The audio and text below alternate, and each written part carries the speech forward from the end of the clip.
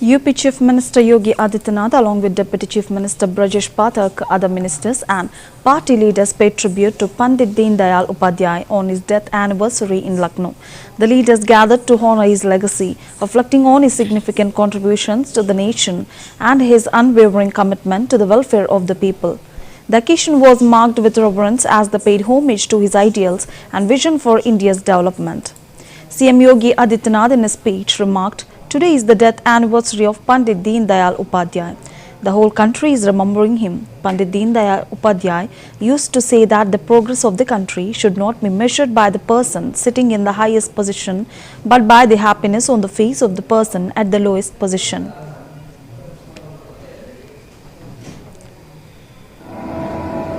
आपके महान सपूत एकात्म मानववाद के प्रणेता पंडित दीनदयाल उपाध्याय जी की पावन पुण्यतिथि है।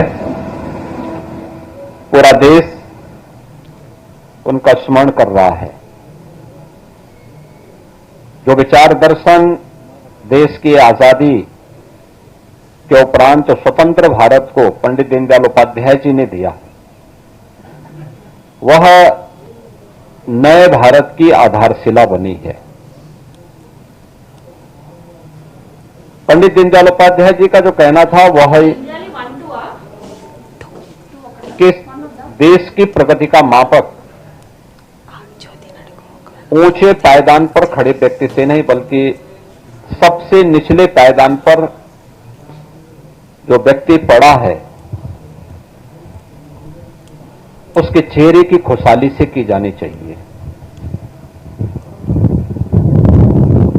उनकी सोच अंत्योदय की सोच थी। अंतिम पायदान पर खड़े हुए व्यक्ति के बारे में हमारी सोच क्या है,